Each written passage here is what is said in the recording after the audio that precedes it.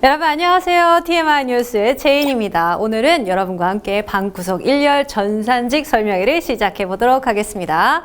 자, 그럼 전반적인 내용 한번 살펴볼까요? 오늘 전산직에 대해서 주요 업무, 과목, 자격, 일정, 그리고 원서 접수 현황과 합격을 하려면 어떻게 해야 되는지까지 여러분들께 소개를 해드리도록 하겠습니다.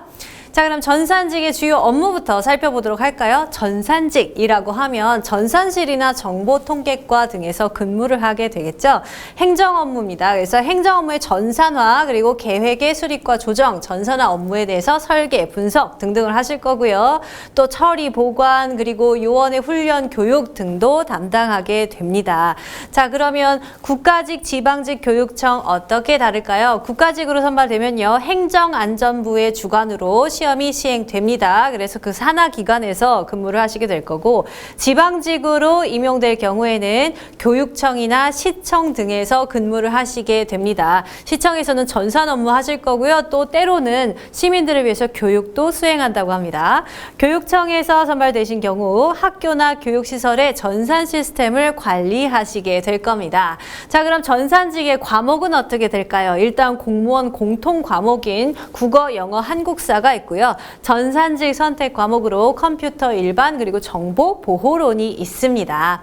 자, 우리 선생님들이 여러분들께 이 과목별 특성을 이렇게 정리를 해드렸습니다. 국어 먼저 볼까요? 국어는 문법, 문학, 비문학, 그리고 한자, 어휘 이렇게 정리를 해봤는데요. 문법의 경우에 먼저 이해를 하셔야 되고요. 회독을 통해서 개념을 다지고 그 후에 기출 문제를 풀면서 유형을 파악하시는 게 좋다 하셨고요. 문학 같은 경우에 작품의 내용적인 부분을 묻는 문제, 그리고 감상을 바탕으로 해결해야 하는 문제가 다수 출제된다고 합니다. 비문학의 경우에 독해 기본 개념을 파악하고 유형에 따른 독해를 공략하셔야 합니다. 유형별 공략하라는 얘기죠. 한자 및 어휘에서요, 출제 비중은 그렇게 높지 않지만 고득점을 위해서 놓치면 안 되는 파트다라고 하셨어요. 그래서 기출 성어, 기출 한자 성어, 기출 한자, 그리고 속담, 관용구 위주로 꾸준히 학습을 하십시오라고 추천을 합니다. 영어 한번 볼까요? 접니다. 네.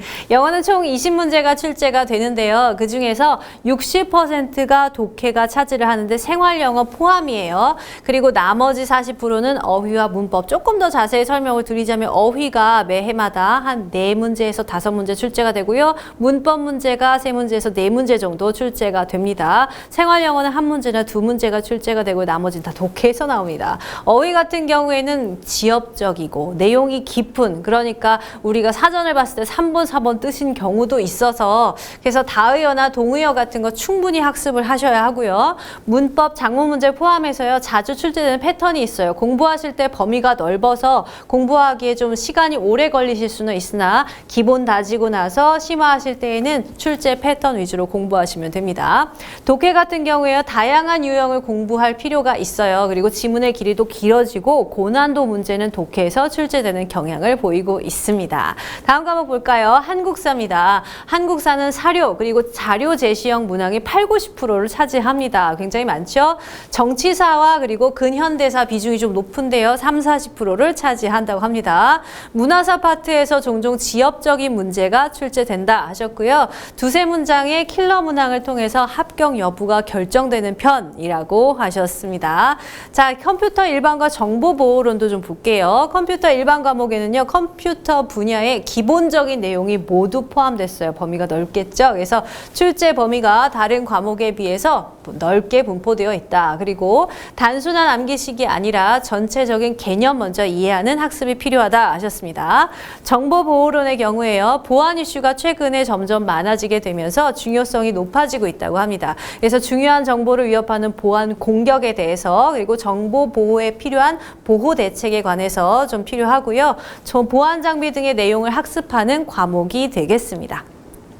자, 그러면 응시를 하려면, 전산직에 응시하려면 어떤 자격이 필요할까요? 자, 이렇게 자격증을 갖고 계셔야 됩니다. 전산직 공무원은 어쨌든 기술직이고요. 그 기술직에 필요한 필수 자격증이 기술사의 경우 컴퓨터 시스템 응용, 그리고 정보통신, 정보관리 필요하고요. 기사의 경우에 전자계산기, 정보통신, 정보처리, 전자계산기 조직 응용, 그리고 정보보안 자격증이 있고요. 산업기사의 경우 전자계산기 제어, 그리고 정보통신, 사무자동화, 정보처리, 처리, 정보 보안이 있습니다. 기타의 멀티미디어 콘텐츠 제작 전문가가 있고요. 이 자격증을 1개 이상 갖고 계셔야 돼요. 최소 면접일까지는 갖고 계셔야 합니다. 기술직이다 보니까 필수 자격증이라서 이거 갖고 있다고 해서 추가로 점수를 드리지는 않습니다.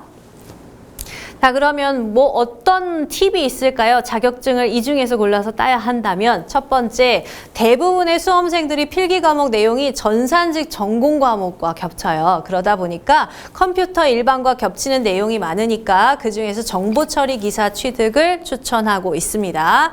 또 고졸 수험생의 경우에요. 나머지 기사 자격증이 대학을 나와야 취득할 수 있는 경우가 있어서요. 고졸 수험생의 경우에는 멀티미디어 콘텐츠 제작 전문가를 추천하고 있습니다. 자, 시험 일정 한번 확인해 볼게요. 국가직은 이미 치렀죠. 그리고 지방직, 교육청, 그리고 서울직 남았는데요.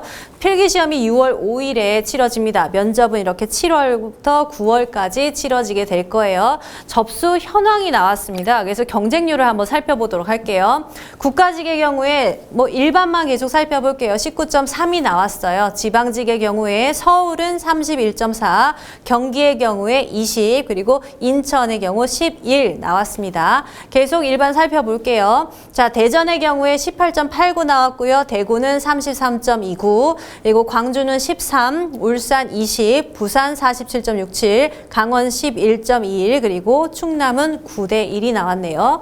충북 지역에서는요 8.41, 그리고 전남 지역에서 7, 전북 지역에서 9.14 나왔습니다. 경남에서 보면 통째 11.58 나왔고요. 경북에서 11.5 등장했어요. 자, 제주 한번 살펴볼까요? 제주는 일반직만, 일반 전형으로만 18.7 등장했고요. 그리고 세종에서 16.5 나왔습니다. 경쟁률 살펴보니까 어때요, 여러분? 자, 경쟁률이 국가직에 비해서는 그렇게 높지 않습니다. 게다가 선발 인원을 보면요. 예년에 비해서 선발 인원이 점점 증가하고 있는 추세예요. 조금 읽어볼까요? 36명으로 시작했는데 2021년에 186명으로 증가했어요. 그러니까 전산 관련의 중요성이 날로 커지고 있다라고 우리는 생각할 수 있겠죠. 그래서 일반직에 비해서 경쟁률도 지금 낮다는 거 확인했고요. 또 날로 중요성이 커지고 있으니 선발 인원도 증가하겠죠. 전산직을 노릴 수 있는 절호의 기회라는 겁니다. 합격선으로 봤을 때 전산직의 경우에 이 전체적인 경쟁률이 일반 행정직이 126대 1인 경우가 있는데 전산직은 27이었어요. 상대적으로 많이 낮았죠. 자, 그러니까 이런 분들이 전산직 시험을 보시면 좋습니다. 제일 먼저 9급 공무원 준비를 시작했어요. 근데 아직 직렬 결정이 안 되신 분들. 그죠? 전산직에 기회가 있으니까요. 더 많이 채용될 수 있는 기회가 많은 걸 노리시면 좋겠죠. 또 경쟁률이 낮은 직렬을 선택해서 어쨌든 공무원이니까 공무원의 혜택을 내가 누려보겠다라고 하시는 분들도 노리실만 합니다. 또 민원이나 대면 업무보다요. 본인의 일에 집중해야 되는 시간이 훨씬 많아요. 물론 행정 업무도 있습니다만 본인의 바운더리에서 하는 일이 더 많기 때문에 본인 업무에 스스로 집중하는 것을 선호하는 타입이다. 대면 업무보다는 그러신 분들에게 좀 더 추천을 드립니다. 마지막으로 비전공자지만 자격증 취득을 통해서 내가 단기 합격을 해보겠다라는 계획을 갖고 계신 분들께도 추천합니다.